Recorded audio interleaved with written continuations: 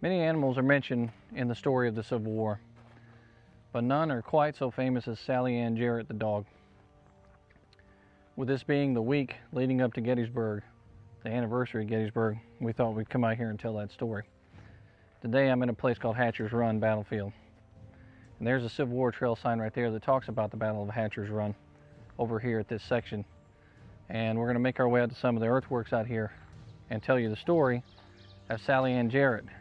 Now I know what you're thinking. Why Hatcher's Run? Why are we telling a story there? And why are you not in Gettysburg telling that story? Well, I'm going to tell the story from both places really. But Sallie's story ends right here at Hatcher's Run in Dinwiddie, Virginia, close to Petersburg, right near the end of the war. And he said, well, you need to go up on Oak Ridge. There's a monument up there with a dog on it, Sallie the war dog. Sallie was the mascot for the 11th Pennsylvania, and you can see her situated right there on 11th Pennsylvania Infantry and Sallie the war dog.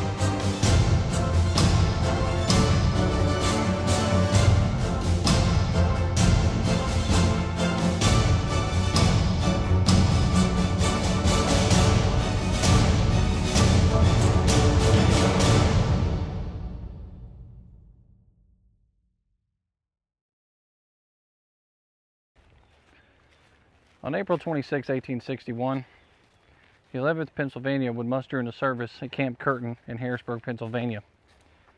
Eventually, they would move their camp from Camp Curtin to Camp Wayne in Westchester by rail. Over there, men from 9 different counties in Pennsylvania would be a part of that unit. They were farmers and laborers, coal miners, lumberers, so they were rough and rugged men, pretty tough guys. Among them was a Mexican-American war vet, Richard Coulter. Now, Richard Coulter would eventually go on to be their colonel of the unit, but at the time he was a captain. And he had another captain in his unit by the name of Terry. While they're at that camp, that's when they end up meeting for the very first time their newfound pup, Sallie Ann Jarrett.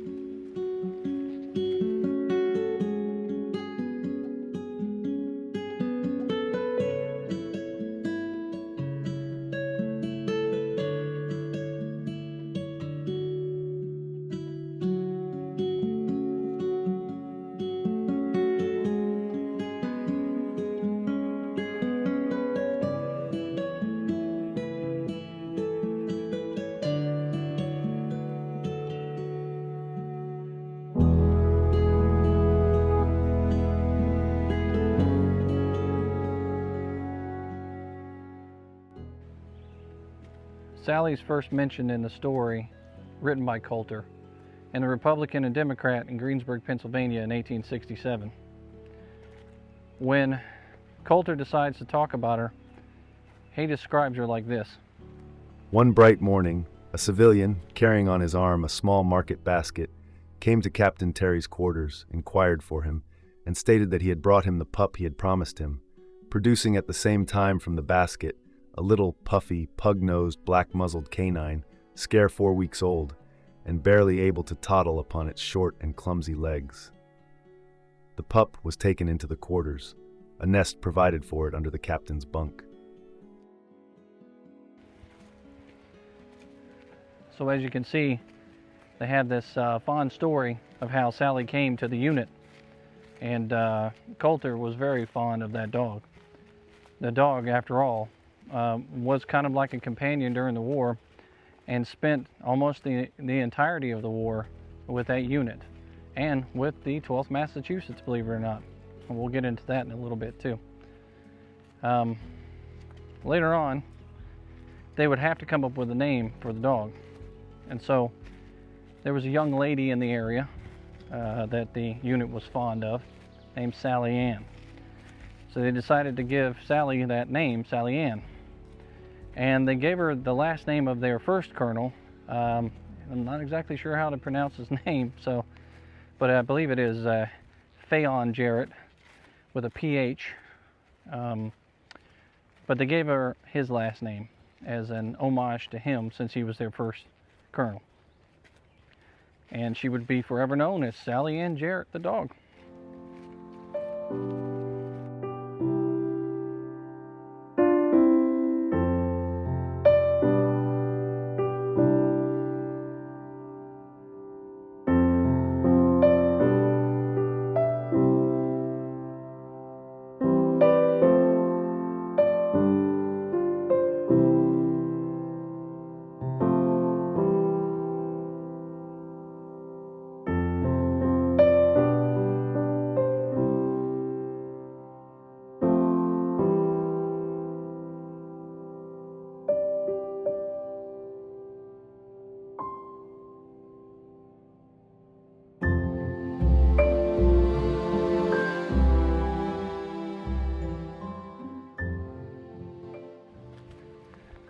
Sallie is made the company's mascot, if you will. Company I of the 11th Pennsylvania. And William Terry, who was a captain at the time, ends up making a bed for her under his own bed, or a nest, if you will. That's the way it was described.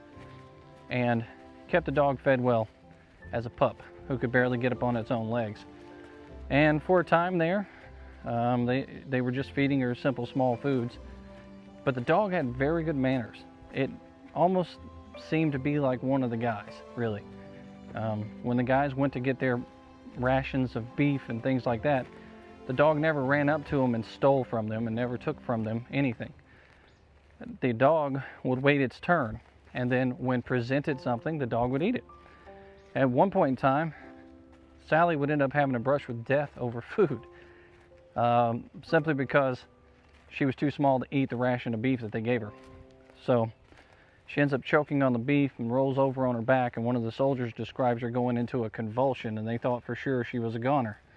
But Sallie ends up coughing up the beef, rolling back up on her legs, and she makes it through it, to the surprise of the soldiers that were watching her die. It was a pretty harrowing situation, but nothing compared to what the dog was going to go through over the course of the next 4 years.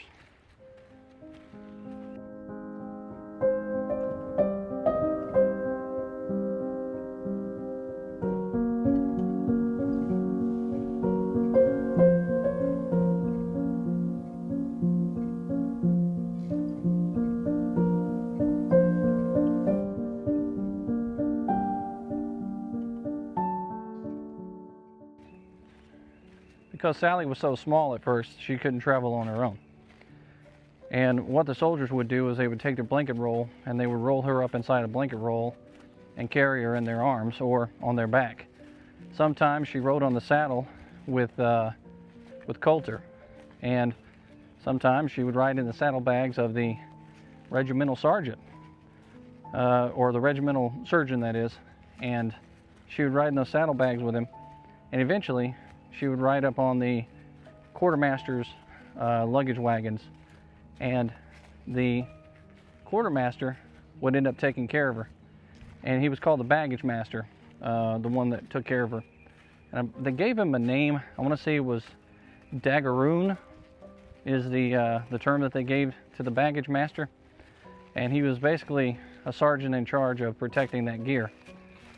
Well, he ends up becoming her Daggeroon, and he ends up protecting her through a lot and ensuring that she gets from place to place during those first few months of her life, because she wasn't quite large enough to stroll around with the unit on foot.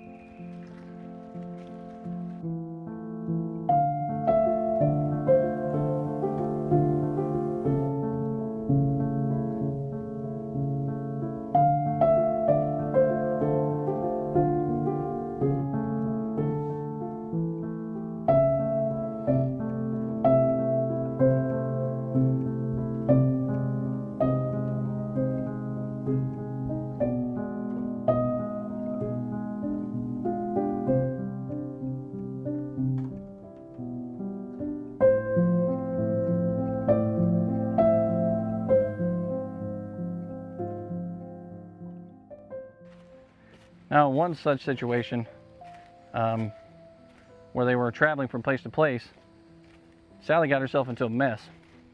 They had just crossed over the river, I believe it was the Potomac, and Sallie gets bumped off the wagon and she is tied down to the wagon. She's not quite large enough to hit the ground, and the rope isn't long either, so she's sitting there strangling by her own noose. One of the soldiers broke rank, was thinking really quickly, came up there, cut that rope, and got her out of her mess. That was another close call with death. Then shortly thereafter, Sallie sees her first combat, July 2nd of 1861. She ends up going into battle with her unit at Hoke's Run against none other than Stonewall Jackson and Jeb Stuart. Even though that was a measured victory for the Union soldiers at the time, it was not great for the 11th Pennsylvania. They became the first Pennsylvania unit to end up losing a man on a battlefield. That was their distinct honor at that time. And 10 of their men also became wounded, casualties of that battle. Sallie Ann Jarrett, of course, was a young pup, and she wasn't exactly aware of everything that was going on or the dangers. But this is how she's being raised. She's a small dog growing up in a unit that's going into combat ever so often. The loud sounds of war aren't exactly scaring her anymore, and she's starting to get used to this life. So it goes on. The men are saying that as she gets used to it, she's actually starting to show up to reveille. She's starting to show up to musters. She's by the regimental colors whenever they are doing parade. And when the colors go into parade rest, she ends up resting in the shade of the American banner.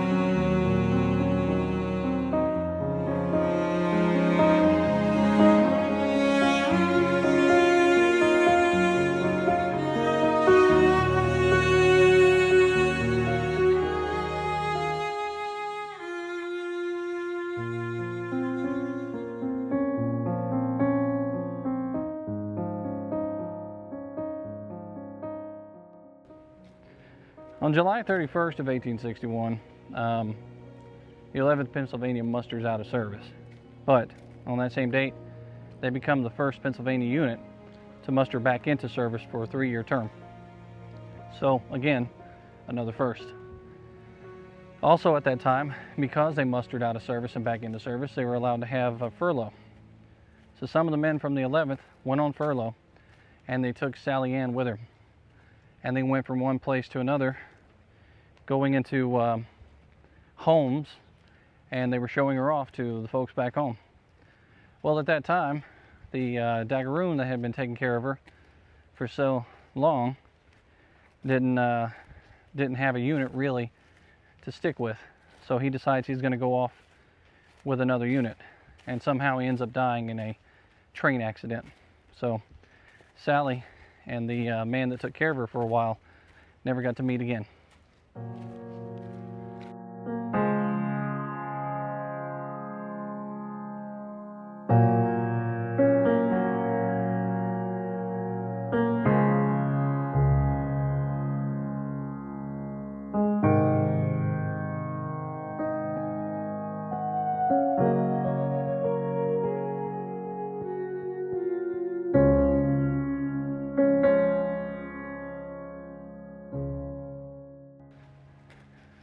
By spring of 1862, Sallie was described as a full-grown dog. She was a medium build with broad chest and had, they said, fiery hazel eyes. Eyes that looked so stern and so real, like it understood more things than most dogs. And maybe it did, or maybe it was just a dog. Who knows? But for most accounts, everybody thought that this dog was Staffordshire. So it would be the equivalent to a pit bull today. And those dogs back in those days were known as the nanny dog. So they were known for protecting their owners and protecting their families and the land that they were on. So it makes a lot of sense why this dog in the future would end up being so protective over the people that took care of her.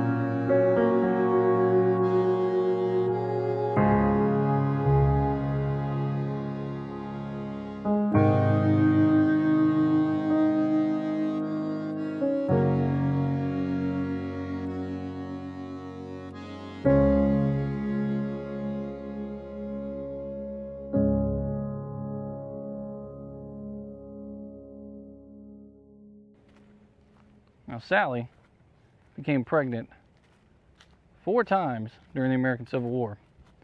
And all 4 times, she was involved in the conflict. She was with her boys out there on the field. But on March 7th of 1862, that was the first time that they found that she was pregnant because she didn't show up for her muster. When they found her in Annapolis, Maryland, she was nursing pups. I believe there were 9 of them. And the boys from the unit all adopted the pups out to families from the 11th Pennsylvania. And it kind of went on like that. Now, when it went to her unit, her maternal instincts really weren't there. She would leave her pups behind and take off with the unit and go back to the unit itself.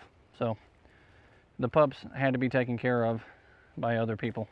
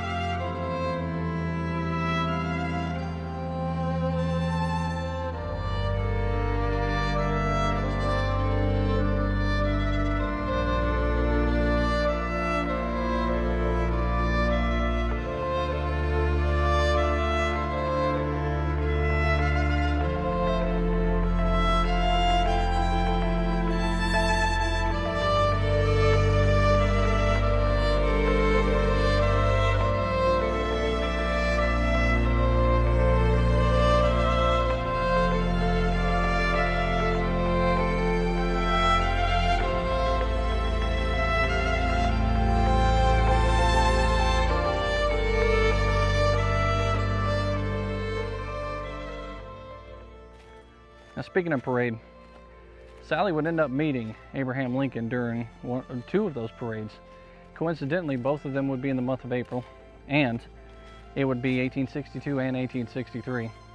The second time around, however, Abraham Lincoln recognizes the dog. Abraham Lincoln doffs his standard top hat to the dog, and the boys of the 11th Pennsylvania cheered loudly, realizing that their mascot got recognition from old Abe.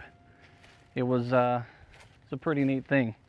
Matter of fact, at one point in time, when they were going into parade, the 11th Pennsylvania knew that they had to dress their best, and they dressed their best, but they were being made fun of by the other guys.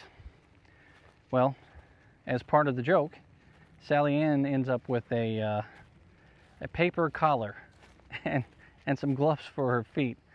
And as she's marching through proudly with her boys with these gloves on her feet and her paper collar, all the other guys bust out in laughter. They loved it so much. And that dog meant a lot to them.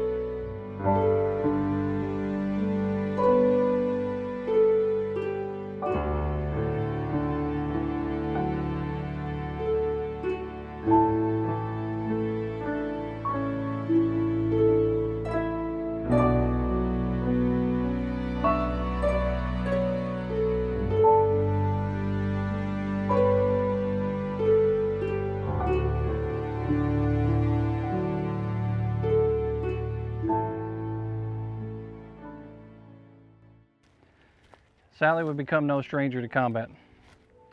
She ends up meeting or seeing the elephant for the first time, and then eventually after that, she ends up seeing combat at Cedar Mountain, Thoroughfare Gap, Antietam, where she was actually at the cornfield, and at the cornfield she took her first wound to the head, where a bullet glanced off of her head, and at that time she was actually pregnant with pups again. And then after that, she ends up at a battle that none of those Union soldiers would ever forget, and that was Fredericksburg. At Fredericksburg, something happens. Something spooked that dog, and that dog during that battle took off to the rear. It had never done that before. But during the battle, Dick Coulter ends up receiving a very serious wound that puts him down for a while. And some believe that maybe she had a premonition at that time that something serious was going to happen, but who knows?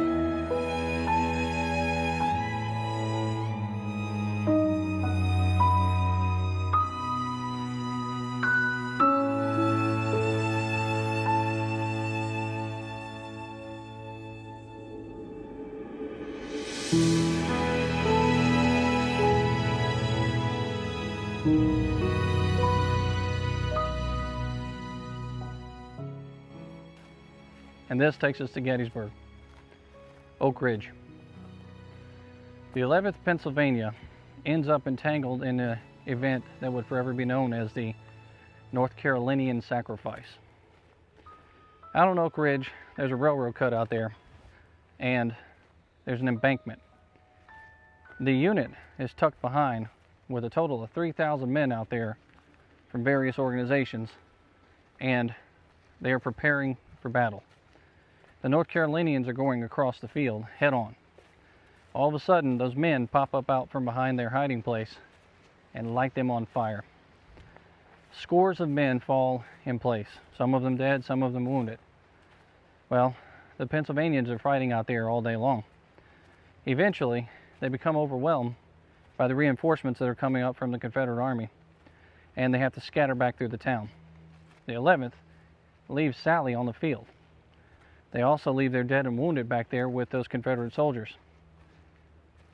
Everybody thought that that dog was probably dead. Well, when the battle's over with, surprisingly enough, they find the dog is not dead.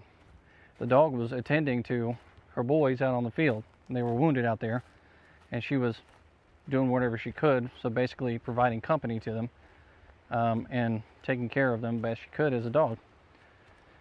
That dog refused to come off of that field until every single surviving member of that unit was taken off the field and supported.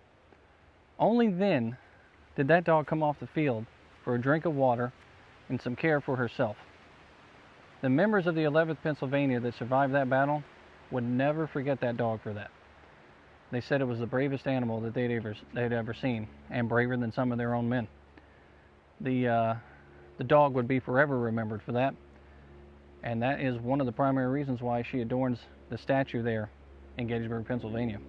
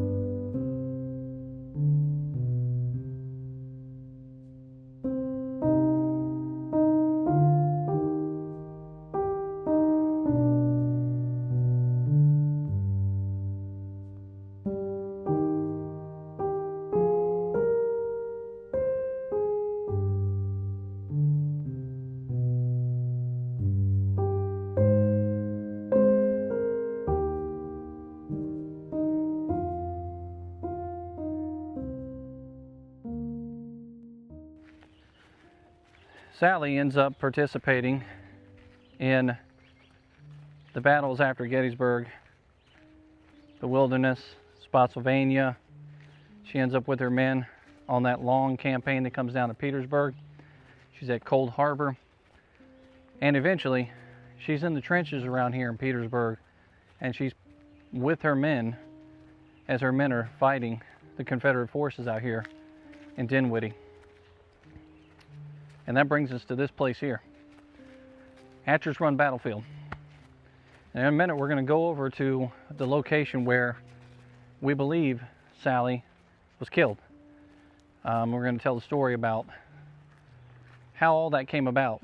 And her last night camping with her men was in a place like this, out in the woods. And they were camped out overnight on February 5th, the day before everything happened.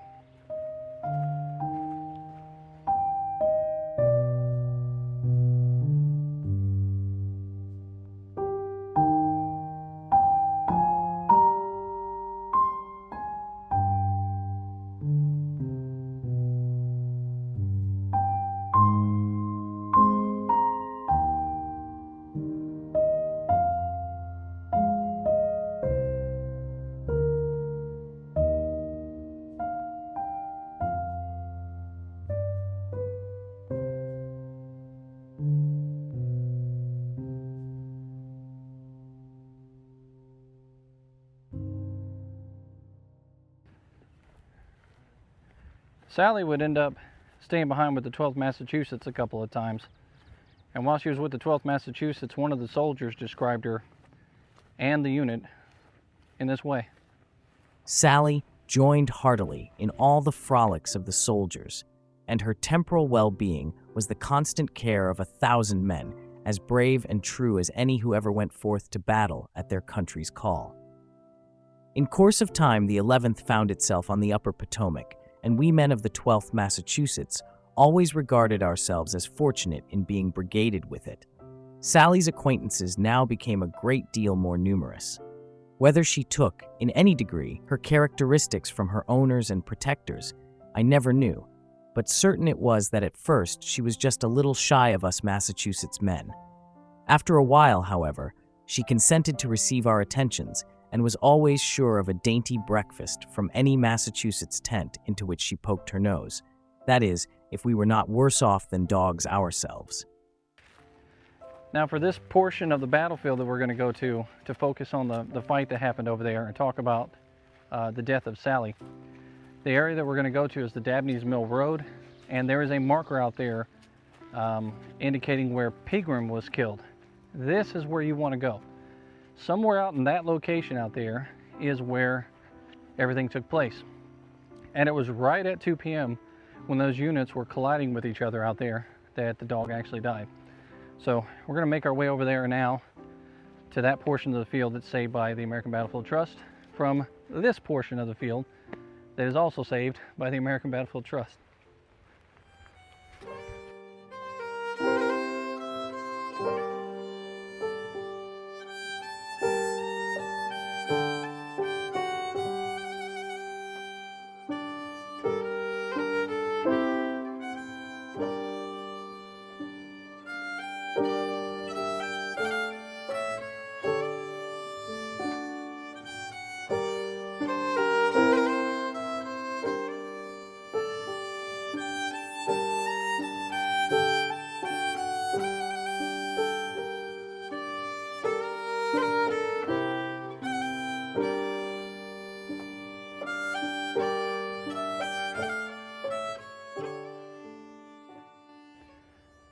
So out here are some of the trenches you can see there.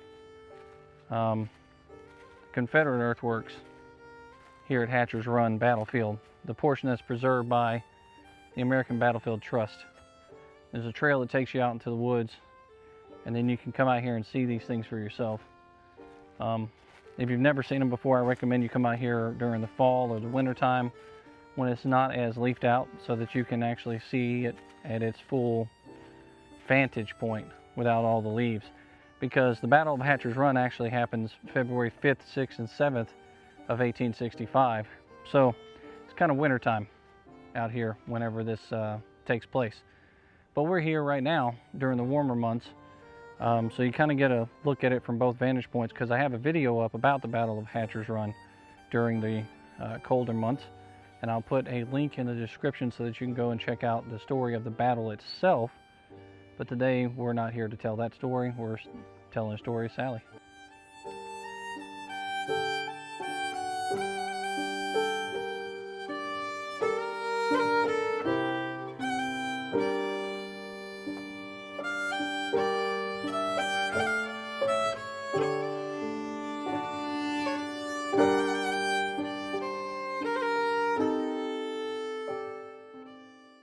On February 5, 1865, Union Brigadier General David Gregg led his cavalry division out toward the Boydton Plank Road via Reams Station and Dinwiddie Courthouse, aiming to disrupt Confederate supply lines.